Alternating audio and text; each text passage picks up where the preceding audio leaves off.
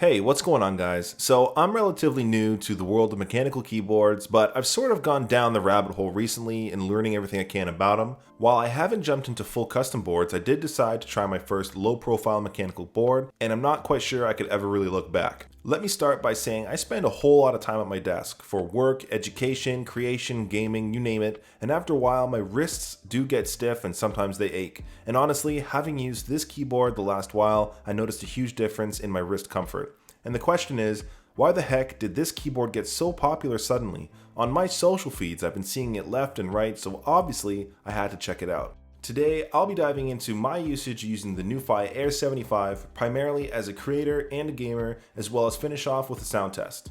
But let's start with the unboxing to see what's inside. While I'm not a fan of the sleeve art, the actual packaging is nice, and the keyboard inside is even nicer. They do include a braided USB-A to C cable, which feels durable, as well as some rubber feet that you can attach via magnets to the bottom, which is definitely a nice touch.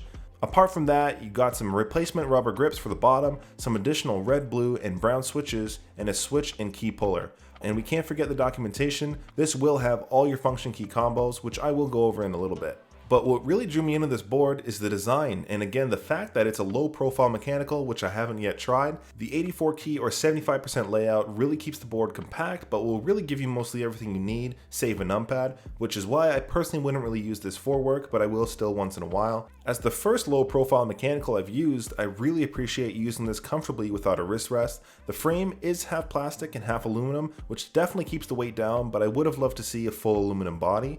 In terms of size, this is actually only 31.5 centimeters wide, which is just over 1 foot. With the low profile and compact size, this is actually partially marketed to sit over top a laptop keyboard if you really wanted to. Not likely something I would try myself personally, but cool nonetheless. Compared to other boards, this is by far thinner with the exception of my Apple Magic Keyboard. In terms of the accent keys, as someone who mainly prefers minimal colors and shades, I don't know why, but I actually dig the accent keys. They are a muted color, but they do give the board a nice pop.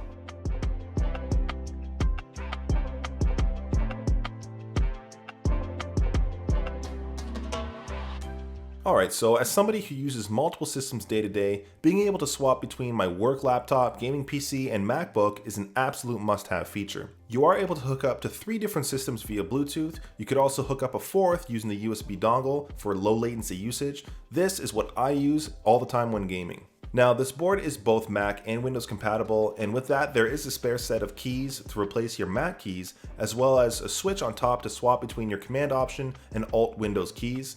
With a 2500 mAh battery as well, this board is rated to last up to 48 hours with wireless usage, but it really depends on what you're doing day to day, as well as your backlight options. I'm not much a fan of RGB myself, but having the option is nice. I will dive into the lighting effects shortly. Lastly, the switches on this board are hot swappable, and I kick myself for not getting the hot swappable version of my Keychron K4. With the included switch puller, swapping these out is easy enough. In terms of function key combos and lighting, it's actually pretty well packed. Here's a quick rundown of each of the function combos.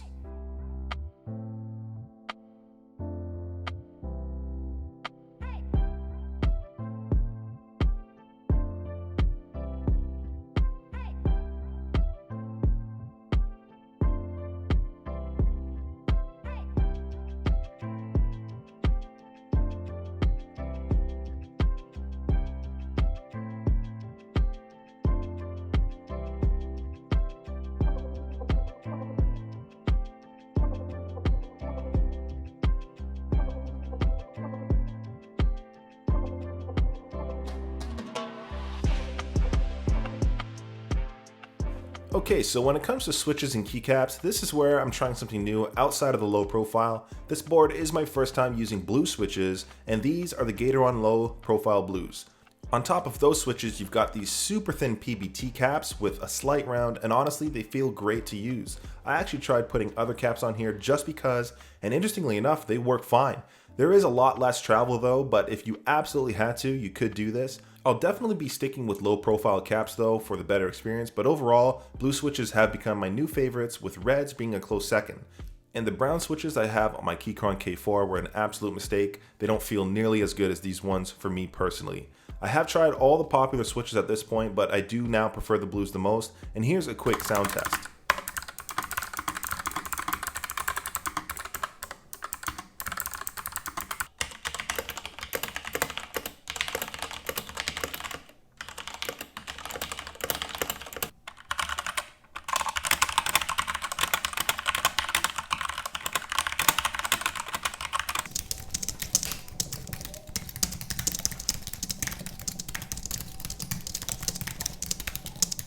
Overall, there is no best switch here. This will totally come down to your personal preference, but to sum up my experience here, I don't really think there's ever any way I can go back to not using a low profile board. For myself, as someone who's getting a little bit older, I've got to take care of my wrists without sacrificing a good typing experience. I think this keyboard definitely deserves the hype. My reasons might be a little bit different from yours. This board is like a mix between my Magic keyboard and a mechanical, which just ties everything together so well. For me, it does tick all the boxes except the numpad. NuPhy, if you're watching this, please make a compact numpad layout and you'll have me as a customer for life.